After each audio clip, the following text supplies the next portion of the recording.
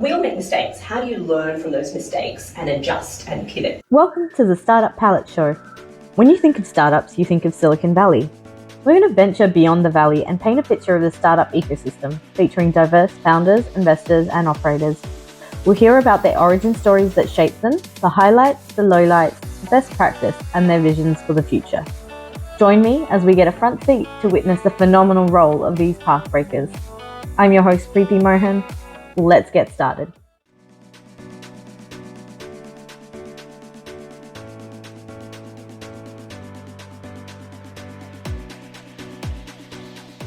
Welcome to the Startup Palette Show.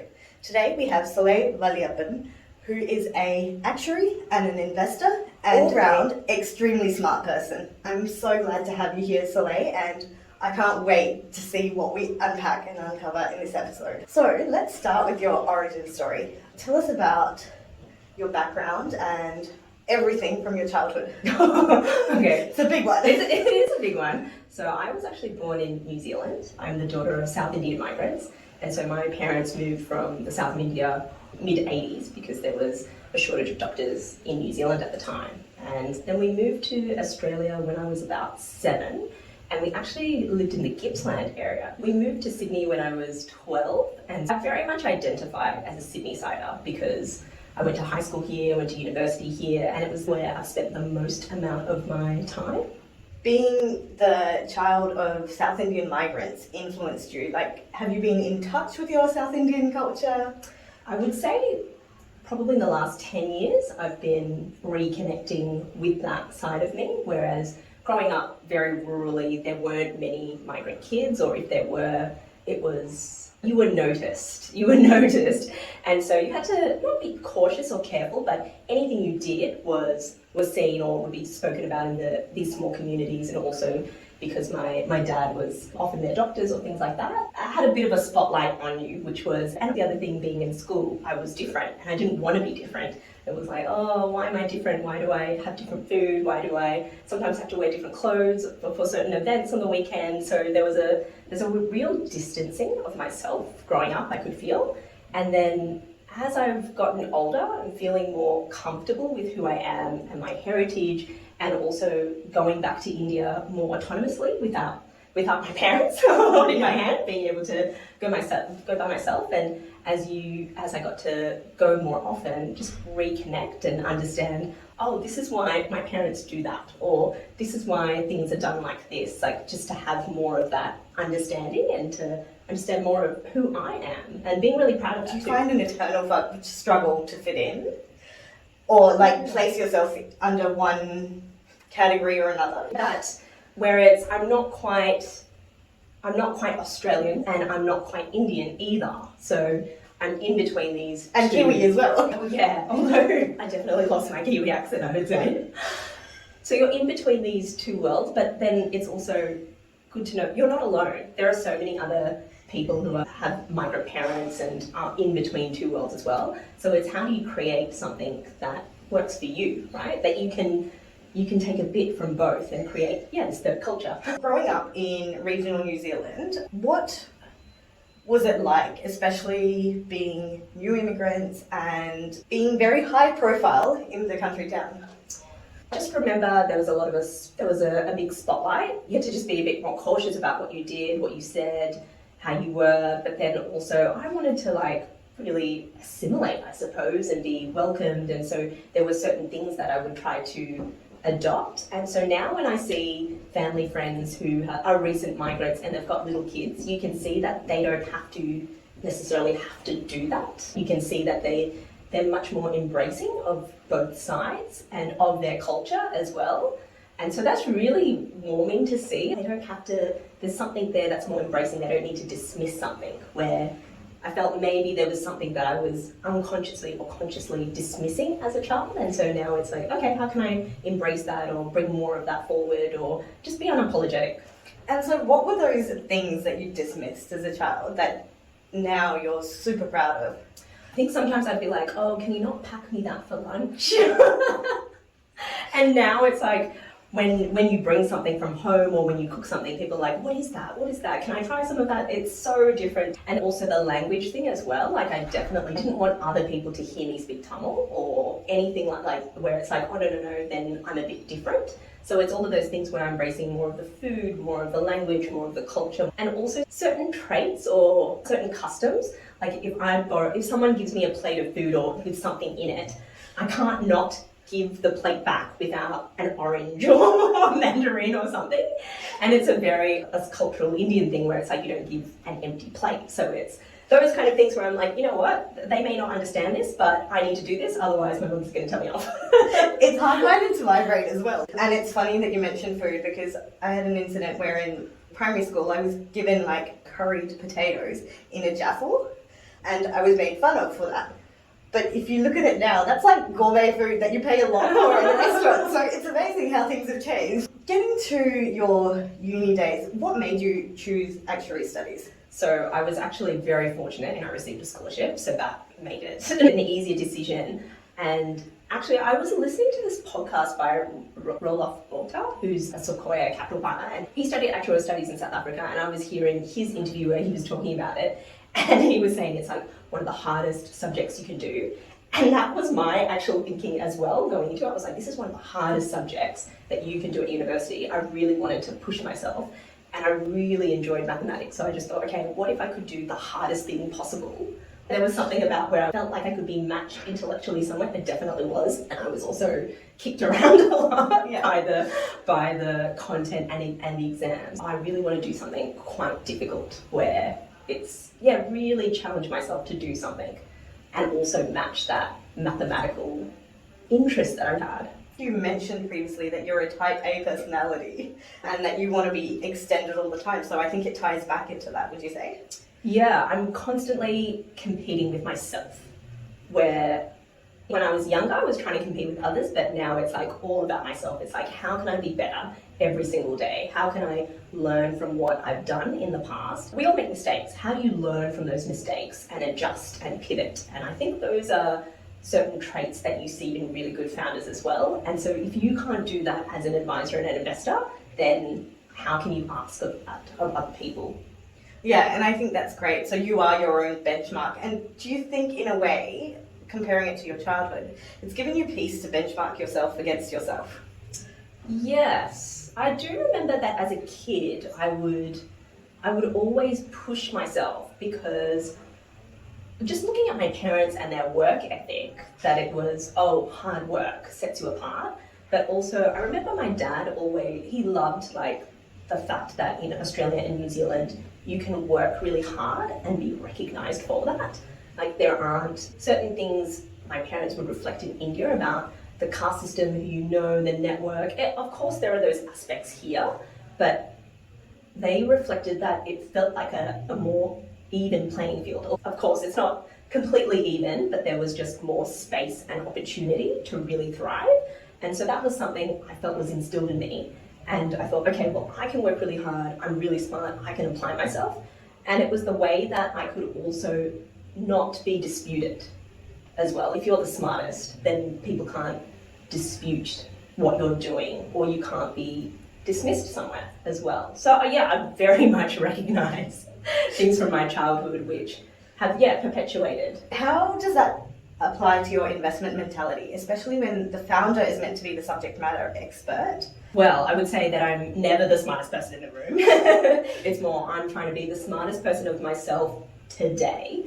I think from any interaction you have, whether it's with a founder, a stakeholder, another investor, you should always be able to learn something, hear something, so that you can go, oh, that's really interesting.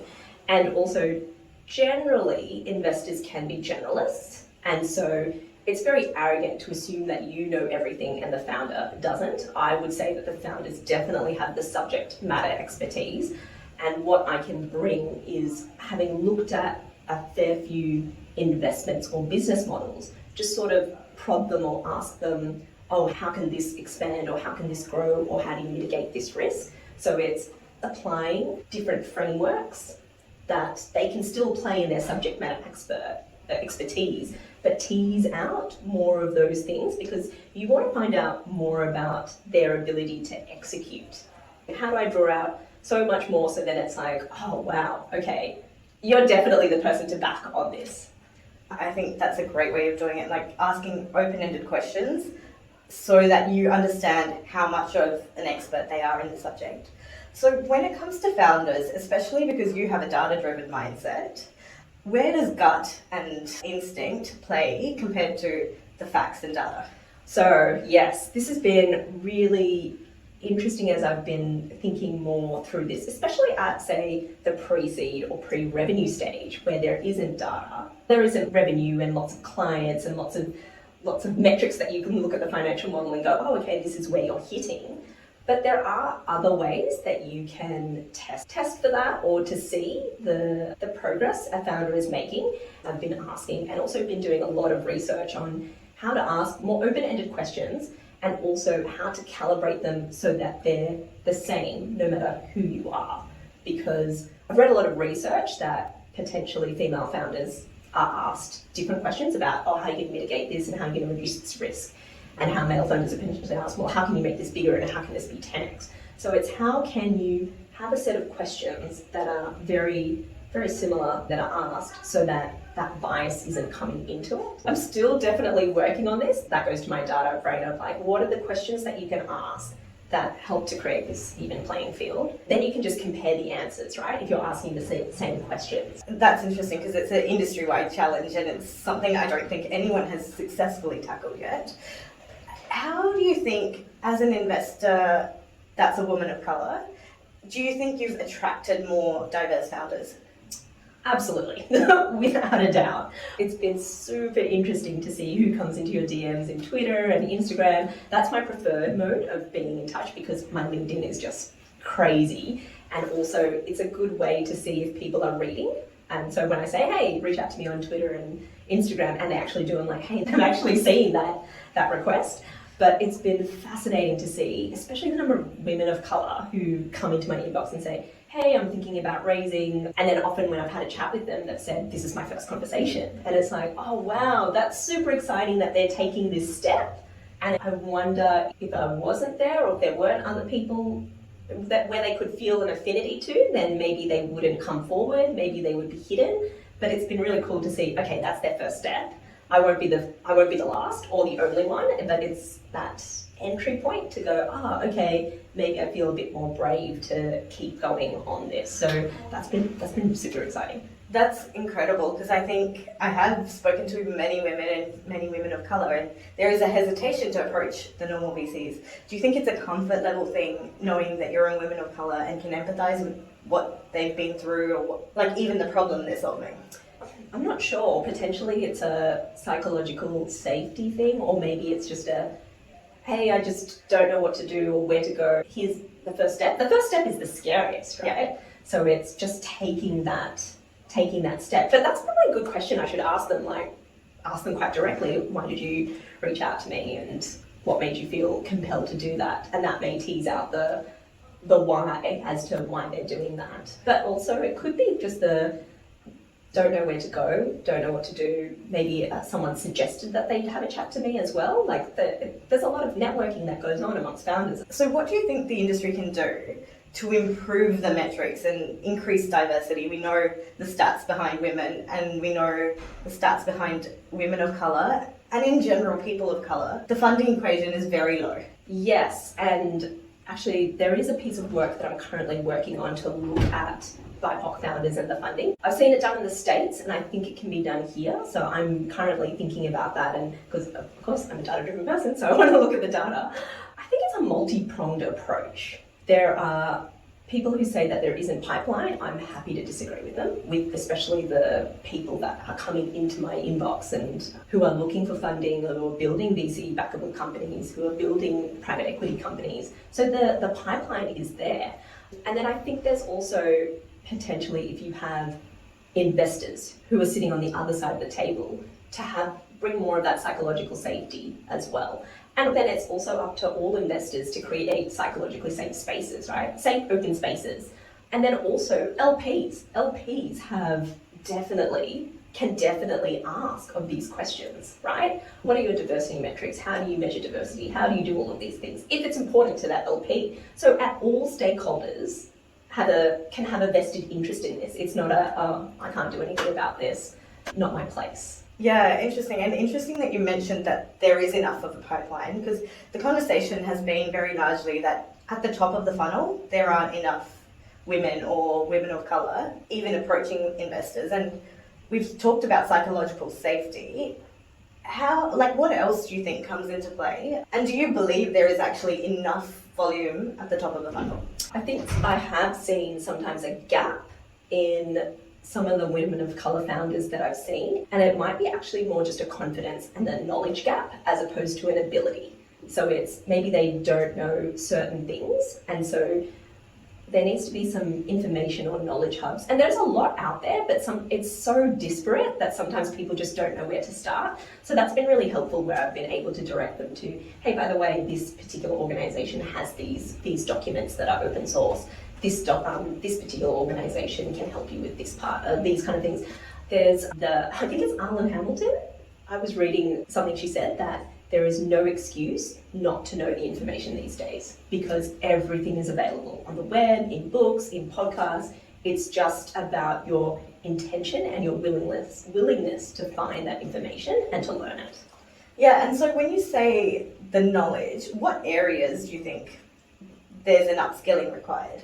Sometimes it's about business models, and also what business models are matched to what funding mechanisms. Because I have met some founders who don't want to create $1 billion business, and so when they've been going to VCs, they've been knocked back, and they didn't know why. And so I just had to sit this founder down and say, hey, by the way, this is the type of business model or the type of growth that a venture capital investor would require, and you're telling me that you want to build something that's a bit different.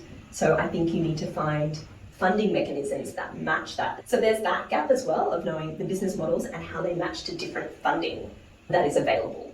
So there could be crowdfunding, there could be debt, there could be bootstrapping, best type of business, right? Where your clients are your investors in some way. And so understanding what that is, because then that can either reduce the frustration and also target the funding mechanisms you go after, but also could help you to, actually, I do want to build this business, and so this is the business model I need to create, these are the growth metrics I need to think of, this is how I need to scale it, and this is what a VC will look into. That's probably the key thing that I've noticed at the moment.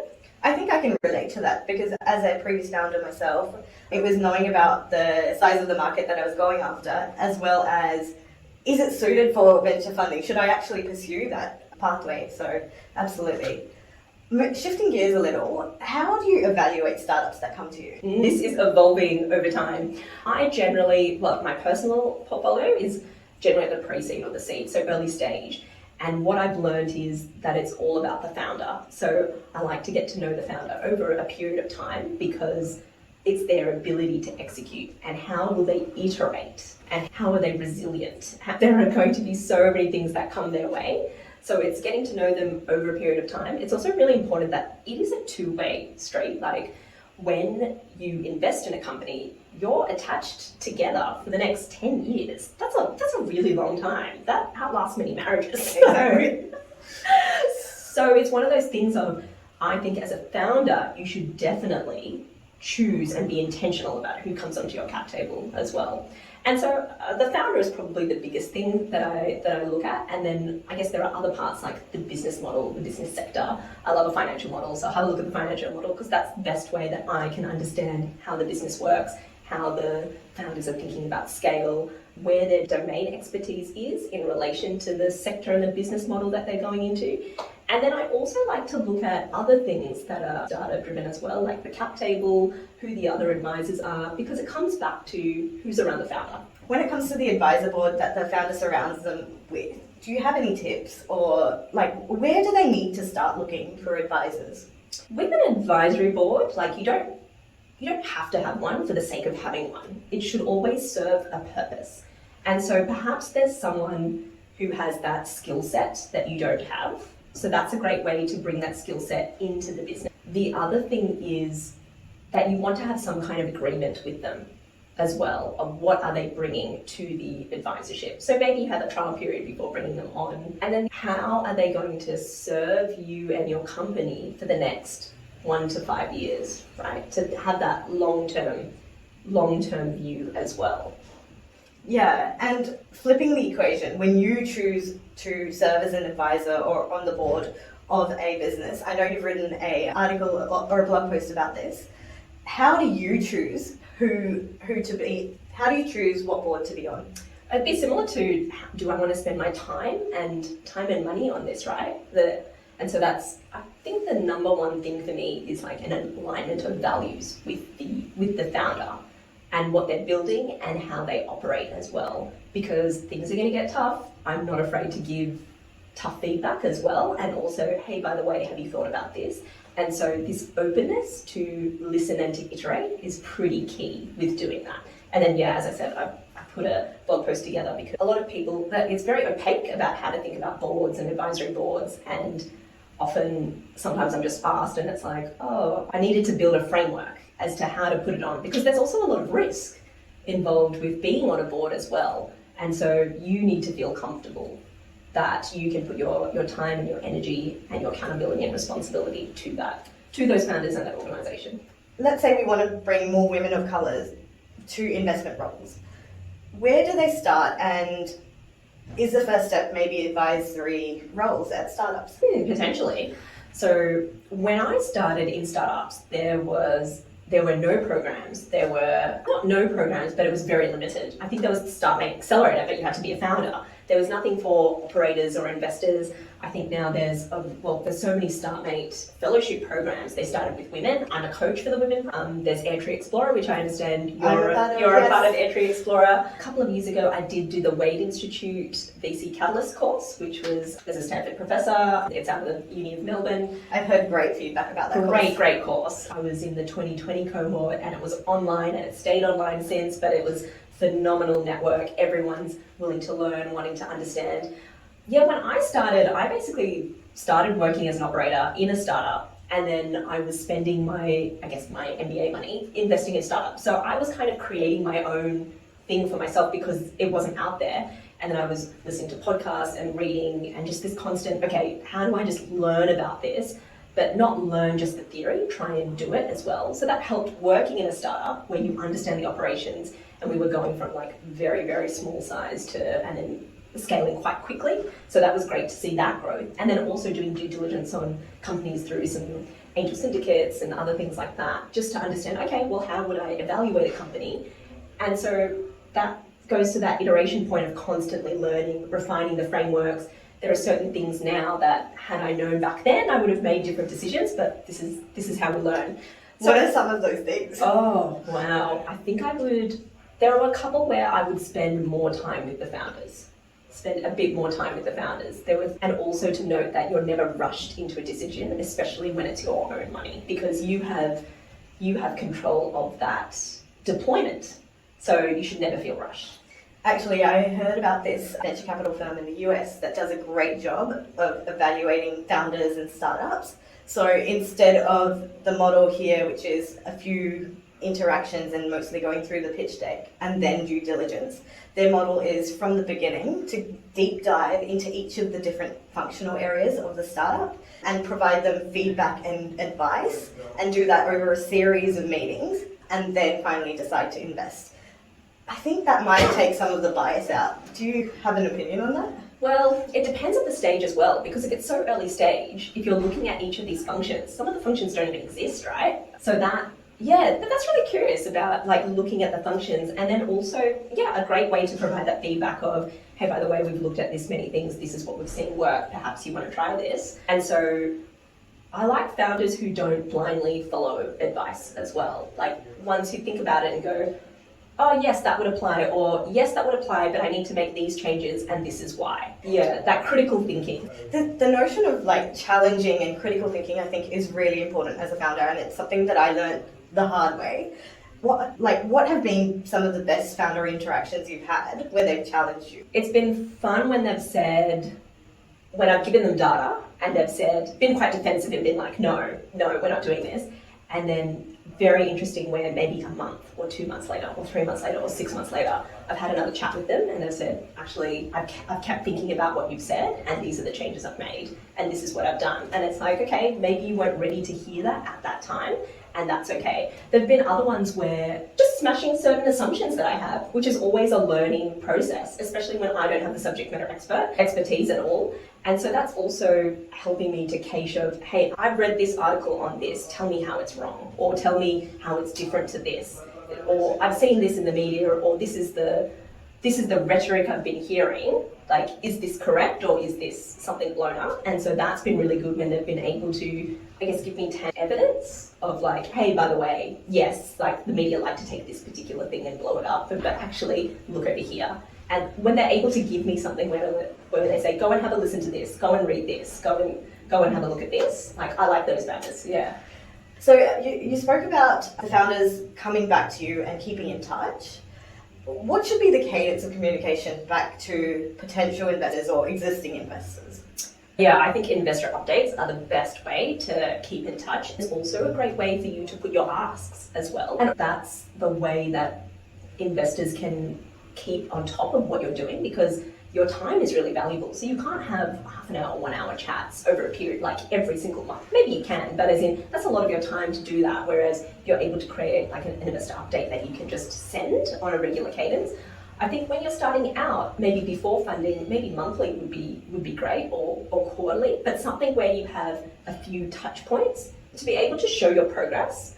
I was talking to a couple of investors and we were just saying how we love the founders who say, hey, this is what I'm going to go do. And then the next update they come back with, we said we were going to do this, we've now done this, and by the way, we learnt this, and now we're going to go do this, and then you can start to see that progress. And that's also how you see the execution. And that's also how you remove some of that bias as well. It doesn't matter what the target you're putting, if you're meeting those targets, so okay, you said you're going to do this, you've executed this, or even if you haven't and you know why, and what you're going to do differently, that's really, really helpful to see as well.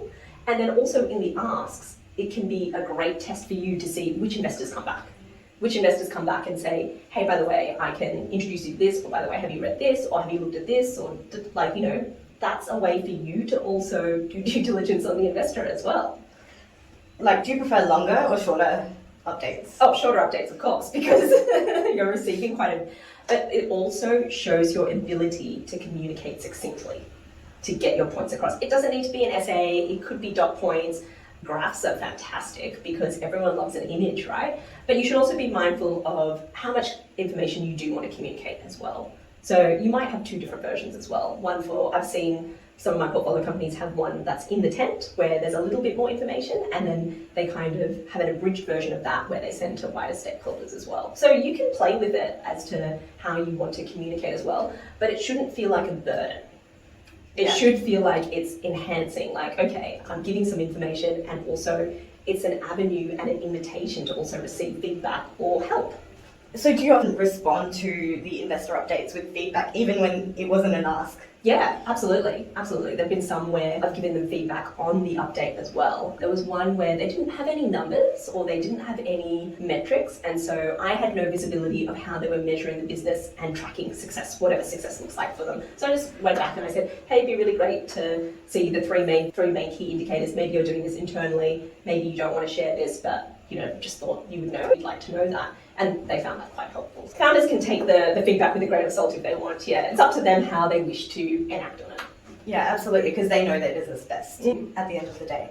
There's this mentality of failing fast. Where's the value of saying you'll do this and achieving it versus experimenting, failing, and iterating? I guess it depends on the stage and where you're at and what you're trying to achieve, right? So if you're in that period of, okay, we're just going to try a whole lot of experiments to see what is working, that's also iterating and learning, right? If you say, hey, this is what we're going to do, and then you go and do it, and you say, okay, we're going to try 6 of these things, and by the end, if you know that 5 of them don't work, that's a great learning. Actually, I've listened to the latest Annie Duke's interview about her new book called, I think it's about quitting fast. She talks about having a kill list, and I love this idea where it's, we have all these frameworks of this is what you should do to keep going, maybe we should also have frameworks of if these certain things happen, then we cut.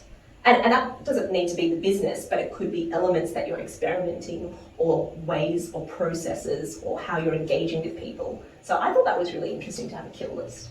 Interesting. I think that's a great idea because not everything is going to work. So if you do have a kill list, you can look back at it and also reflect on what you've learned. Exactly. I think the example that she was giving in that interview was there was a team where they figured out if they didn't have a meeting with a decision maker in the first 3 meetings, then the sale wasn't going to happen. And so I was like, oh, that's a really smart kill list where it's like, okay, we've had 3 meetings, we haven't made a decision maker, stop. Those learnings are Yeah. super valuable to carry forward and almost become a playbook in the future. Yes. So it's like things that signs and signals that tell you to keep going, and I suppose red flags to tell you stop. Excellent. What's your vision for the future, the industry as a whole, and maybe your vision for investments and where they should go, the mentality around investments? I'd love to see more funding go towards more women because just looking at the numbers, you can see, and I think the latest numbers were showing that it was going backwards. I'd love to see more funding going to women of colour, people of colour, but I also, I think just a more open playing field where somewhere it feels that sometimes it's a bit opaque. And so that transparency and openness, I'd love to be able for Australia to get to where the States is going and currently is, where there are funds that are specific for certain. I was talking to a family office here where they've invested a fund over in the US that only looks at, I think it was like health or women's health. It was very specific. And I was like, wow, to get to that stage where you could have funds based on that increasing specialisation.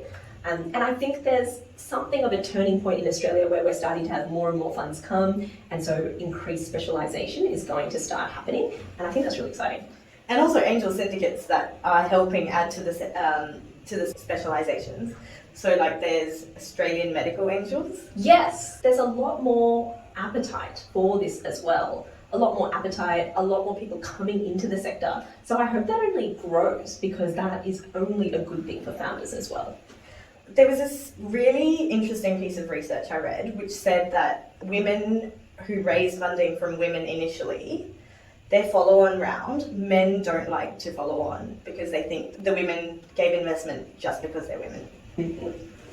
I think with any investor, they will have a thesis, they will have a framework, they will have due diligence. So I would encourage anyone to go and talk to those investors to understand how they came to their decision, because then that will help to determine whether it was just because or whether there was actually thought, framework and investment committee around it as well. So I think it's also about doing that due diligence on other investors as well, so you feel comfortable that yes, I can trust their investment decisions. So, but on the surface, if people are making those decisions or making those assumptions, that would be disappointing.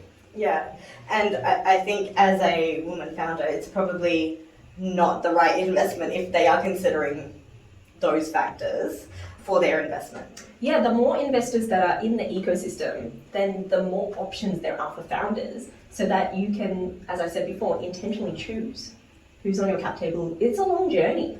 How much of your life do you believe you've curated, created, or chanced upon? Oh man, the chance bit, there have been so many, I don't want to say lucky breaks, but I think they've been a function of curating and creating.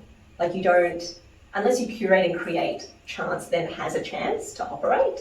So, and then it'd be boring to be like third. I think it depends on the stage you're at and also how much time and space you have as well. Currently, for the last couple of months, I've been really working on my blog, and that's been more about creation. And that's more, I guess there's a bit of a creative flow and things that I want to share. So that's been more creative and also curating that as well. And then that has brought about, I guess, chance things like you inviting me to speak and those kind of things as well. So yeah, maybe it is a third. Excellent. Well, thank you so much, Solai. This has been incredible. It's been eye-opening, and I think there are so many insights here that founders can take away and action. And also it's been a deep dive into the investment mind, which is not often shared transparently. Thanks, Preethi. I really enjoyed this. Thanks for tuning in to the Startup Palette Show. If you had a blast listening to this episode, come on board and join our incredible cheer squad.